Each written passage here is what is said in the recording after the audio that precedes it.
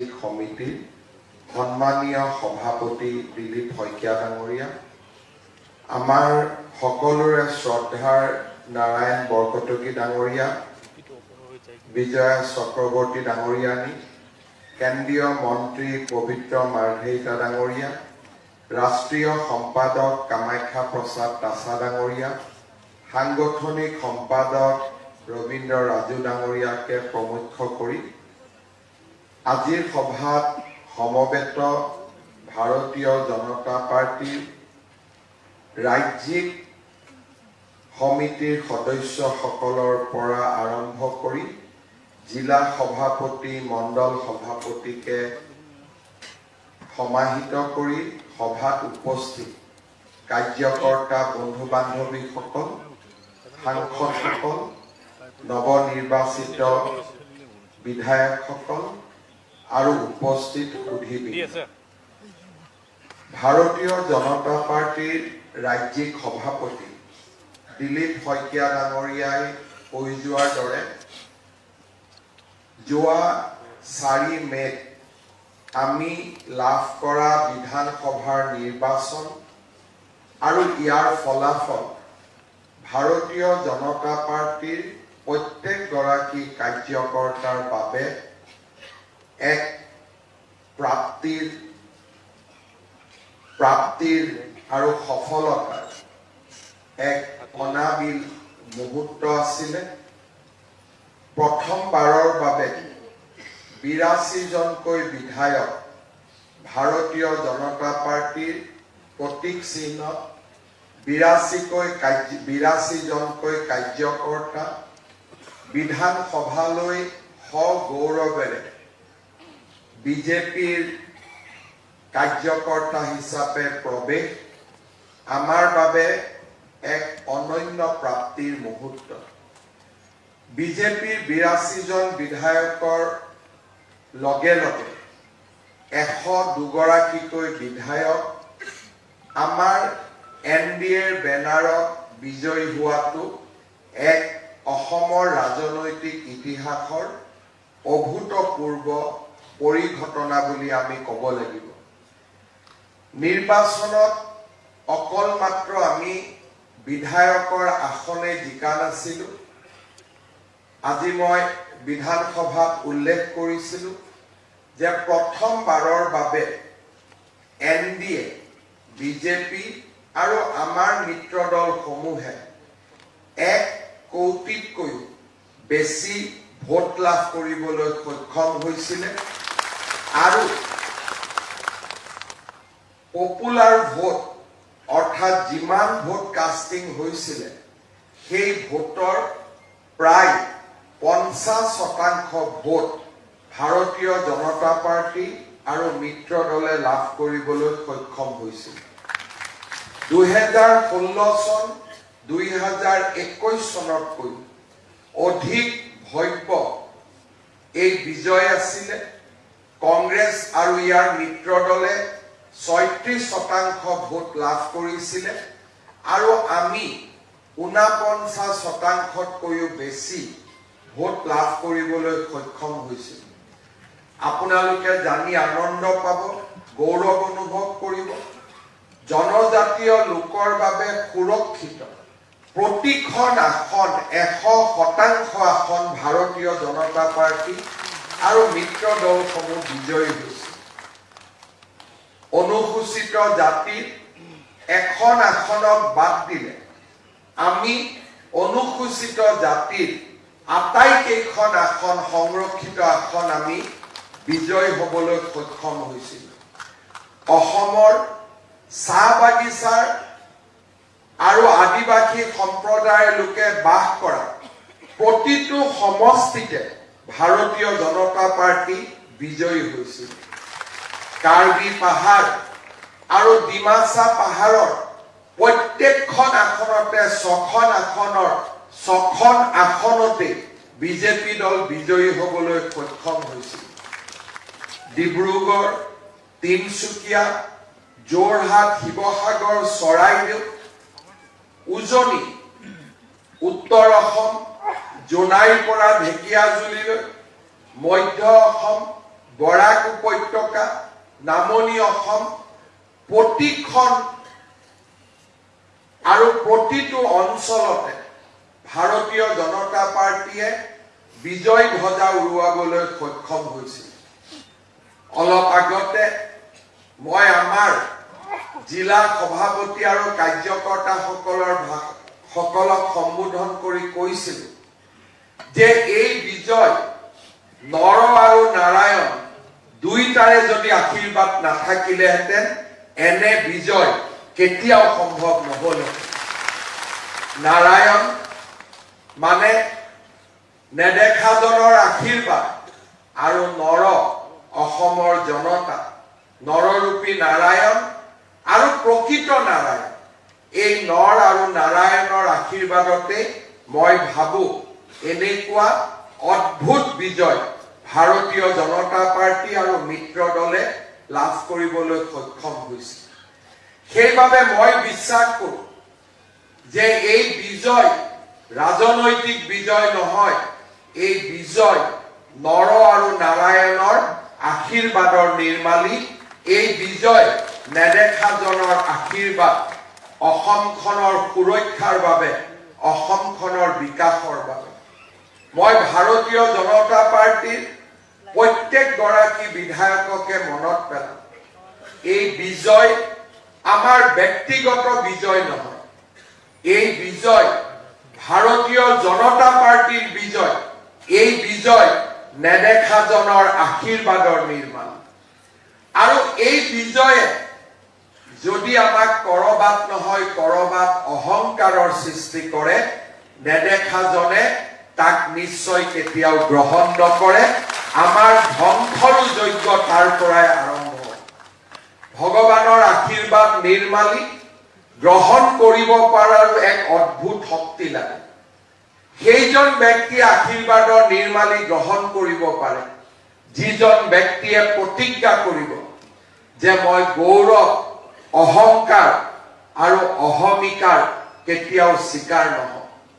মই ভাৰতীয় জনতা পাৰ্টিৰ প্ৰত্যেকগৰাকী বিধায়ককে অনুৰোধ কৰিম, অহংকাৰৰ পৰা বহুত ওপৰত থাকি এজন সাধাৰণ নাগৰিক হিচাপে আমি আমাৰ কাৰ্যকৰ্তাসকলৰ লগত থিয় হৈ থাকিম।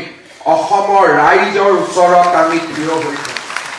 সুখ আৰু দুখত আমি ৰাইজৰ লগত থিয় হৈ থাকিম। আমি বিধায়ক নিৰ্বাচিত হোৱাৰ পিছত আমাৰ খাদ্য অভ্যাসৰো পৰিৱৰ্তন নহব, আমাৰ সাজ আৰু পোছাকৰো পৰিৱৰ্তন নহব, আমাৰ চৰিত্ৰ আৰু কথা কোৱাৰ ভংগীমাটো পৰিৱৰ্তন নহব।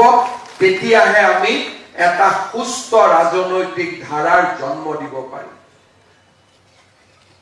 সন্মানীয় সুধীবৃন্দ, CA আন্দোলনৰ পিছত ভাৰতীয় জনতা পাৰ্টিয়ে 2021 চনৰ নিৰ্বাচনত বিজয়ী হ'ব। তাক আমাৰ দলৰ কাৰ্যকৰ্তাই হওক বা মুখ্যমন্ত্ৰীয়ে হওক বা মন্ত্ৰীয়ে হওক কোনেও 100% সাহসেৰে ক'ব পৰা নাছিল। আৰু ছেপ্টেম্বৰ অক্টোবৰত আমাৰ হিয়াৰ আমঠু জুবিন গাৰ্গৰ মৃত্যুক যি ধৰণে এক ৰাজনৈতিক পাশা খেলৰ সৃষ্টি কৰা হৈছিল, আমাৰ মনত কৰবাত নহয় কৰবাত সন্দেহো আছিলে যে আমি বিজেপি পুনৰবাৰ উভতি আহিব পাৰিম নে নোৱাৰিম। CA আন্দোলনৰ বিভীষিকা, ছেপ্টেম্বৰ অক্টোবৰৰ ৰাজনৈতিক ঘটনা প্ৰবাহৰ পিছতো বিজেপিয়ে যদি আজি বিজয় মুকুট পিন্ধিছে, তাত কেৱল মাত্ৰ নৰ আৰু নাৰায়ণৰ আশীৰ্বাদ লুকাই আছে। তাক মই অন্তৰৰ সৈতে বিশ্বাস কৰোঁ। মই ভাৰতীয় জনতা পাৰ্টিৰ প্ৰত্যেকগৰাকী বিধায়ককে অনুৰোধ কৰিছো, আমি আমাৰ আদৰ্শ স্থিতপ্ৰজ্ঞ হৈ থাকিব লাগিব। আমি আমাৰ এই 5 বছৰীয়া যাত্ৰা পথত আমাৰ সভ্যতা আৰু সংস্কৃতিক আমি সুৰক্ষিত কৰিবৰ বাবে আমি কাম কৰিব লাগিব। সনাতন সভ্যতাৰ মহত্বপূৰ্ণ আদৰ্শ আমাৰ জীৱনৰ প্ৰেৰণাৰ স্ৰোত হিচাপে লৈ আমি অসমৰ জনতাক সুৰক্ষাৰ কবচ পিন্ধাব লাগিব অটল অবিচল আৰু অনিৰুদ্ধ গতিৰে আমি আমাৰ ৰাজ্যখনক আগুৱাই লৈ যাব লাগিব আজিৰ দিনটোত আমি পুনৰ এবাৰ সংকল্পবদ্ধ হম যে ভাৰতীয় জনতা পাৰ্টিৰ মহান আদৰ্শৰে আমি দীক্ষিত হৈ ভাৰতীয় জনতা পাৰ্টিৰ মহান আদৰ্শ জনতাৰ মাজলৈ লৈ যোৱাৰ বিশাল অংগীকাৰেৰে আৰু অসমৰ জনতাক প্ৰতিটো ক্ষণ প্ৰতিটো পণ অসমৰ জনতাক সেৱা কৰাৰ দৃঢ় সংকল্পৰে আমি আমাৰ এই 5 বছৰৰ যাত্ৰা পথত আমি আগুৱাই লৈ যাম কোনোবাই ভাবিব পাৰে যে 100-200 আসনে বিজেপিৰ সীমা মই অন্তৰেৰে সৈতে বিশ্বাস কৰোঁ ভাৰতীয় জনতা পাৰ্টিয়ে নিজ আদৰ্শত অটল থাকি অসমৰ জনতাক সেৱা কৰি 2031 চনৰ নিৰ্বাচনত আমি ইয়াতকৈও বেছি আসন আমি পাব পাৰোঁ যদি আমি আমাৰ কৰ্তব্য পথত স্থিতপ্ৰজ্ঞ হৈ থাকিব পাৰোঁ প্ৰধানমন্ত্ৰী নৰেন্দ্ৰ মোদী জীয়ন আমাৰ বাবে এক প্ৰেৰণাৰ জীয়ন প্ৰধানমন্ত্ৰী নৰেন্দ্ৰ মোদী জীয়নে দেশৰ বাবে উৎসৰ্গিত জীয়নে আমাৰ প্ৰতিজনৰ প্ৰেৰণাৰ প্ৰতীক মই বিশ্বাস কৰোঁ প্ৰধানমন্ত্ৰী নৰেন্দ্ৰ মোদীৰ জীয়নৰ আদৰ্শৰে আমি সকলোৱে প্ৰেৰণা লাভ কৰিম গৃহমন্ত্ৰী অমিত শ্বাহৰ জীয়নৰ আদৰ্শ আৰু কৰ্তব্য নিষ্ঠাৰে আমি প্ৰেৰণা লৈ আমি আমাৰ কৰ্তব্য পথত আগবাঢ়িম মই পুনৰবাৰ ভাৰতীয় জনতা পাৰ্টিৰ প্ৰতিগৰাকী বিধায়কক অভিনন্দন জনাইছো আৰু এই বিজয়ৰ আঁৰত যিসকল আসল যোদ্ধা ভাৰতীয় জনতা পাৰ্টিৰ প্ৰতিগৰাকী কাৰ্যকৰ্তাক মই শিৰ নত কৰি মই মোৰ কৃতজ্ঞতা কিছুমান অবাঞ্ছিত লোক আমাৰ মাজলৈ সোমাই আহে আৰু ভাৰতীয় জনতা পাৰ্টিৰ আদৰ্শ আৰু আমাৰ কৰ্তব্য নিষ্ঠাৰ প্ৰতি ৰাইজৰ মনত সন্দেহৰ সৃষ্টি কৰে চৰকাৰী কামৰ পৰা আৰম্ভ কৰি চৰকাৰী সেৱালৈকে আমাৰ আদৰ্শক বিৰোধিতা কৰা সেই চাম ব্যক্তিয়ে যিয়ে অসমৰ সুৰক্ষাৰ ওপৰত প্ৰশ্নবোধক চিন আনে তেনেকুৱা ব্যক্তিয়ে আমাৰ যাতে কাৰোৰে পৰা আশয় নাপায় তাৰ প্ৰতি আমি সাৱধান হৈ থাকিব লাগিব যোৱা 5টা বছৰ 10টা বছৰত এনে যিসকল অবাঞ্ছিত ব্যক্তিয়ে ক'ব নোৱাৰাকৈ আমাৰ মাজত প্ৰৱেশ কৰিছিলে তেওঁলোকক আমি আকৌ নিজৰ গন্তব্য স্থানলৈকে উভতাই পঠাব লাগিব কাৰণ আমি আদৰ্শৰ সৈতে বুজাবুজি নকৰোঁ আমি পংকিলতাৰ সৈতে বুজাবুজি নকৰোঁ আমাৰ বাবে ৰাষ্ট্ৰ প্ৰথম আমাৰ বাবে আমাৰ আদৰ্শ প্ৰথম অসমৰ সুৰক্ষাৰ প্ৰতি প্ৰত্যাহ্বান হ'ব পৰা কোনো ব্যক্তিকে আমাৰ ঘৰ আৰু আমাৰ মাজত স্থান নিদিও সেই সংকল্প আমি দৃঢ়তাৰে ল'ব লাগিব আজি উপস্থিত মই কাৰ্যকৰ্তা বন্ধুসকলক অনুৰোধ কৰিম কৰবাত যদি কেতিয়াবাকৈ কোনোবাই যদি গম পায় গম নাপায় এনে অবাঞ্ছিত ব্যক্তিসকলৰ লগত হলিগলি কৰে মই আপোনালোকক অনুৰোধ কৰিম মোক আপোনালোকে অৱগত কৰিব আৰু ৰাজ্যৰ মুখ্যমন্ত্ৰী হিচাপে মোৰ সমস্ত শক্তিৰে সেই ব্যক্তিসকলক উলিয়াই পঠিয়াবৰ বাবে মই সমস্ত মোৰ শক্তি মই প্ৰয়োগ কৰিম ই কাৰোবাৰ বাবে অলপ হয়তো টান শব্দ হ'ব পাৰে কিন্তু সেই টান শব্দ মই এই কাৰণে ব্যৱহাৰ কৰিছো 100-200 আসনৰ অকল্পনীয় বিজয়ক আমি কেতিয়াও ৰাইজৰ মাজত দুখ আৰু হতাশালৈ পৰিৱৰ্তন হ'ব দিব নোৱাৰো কাৰণ মই পুনৰ কওঁ এই 100-200 আসন আমাৰ উপাৰ্জন নহয় এই 100-200 আসন ভাৰতীয় জনতা পাৰ্টিৰ লাখ লাখ কাৰ্যকৰ্তাৰ সাধনাৰ ফল।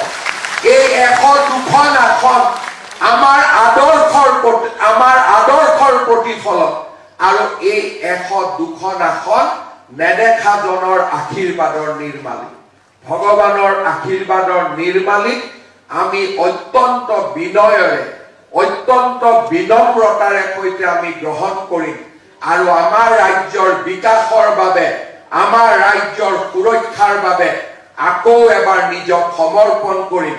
ভাৰতীয় জনতা পাৰ্টিৰ আদৰ্শক সন্মুখত লৈ আমি এখন সৰ্বশক্তিশালী, সমৃদ্ধিশালী অসম নিৰ্মাণৰ বাবে নিজক সমৰ্পণ কৰিম। এই দুআষাৰেৰে মই পুনৰ এবাৰ সকলোকে অভিনন্দন জনাই মই মোৰ বক্তব্যৰ সামৰণি মাৰিছো। জয় হিন্দ, বন্দে মাতৰম, জয় আই অসম।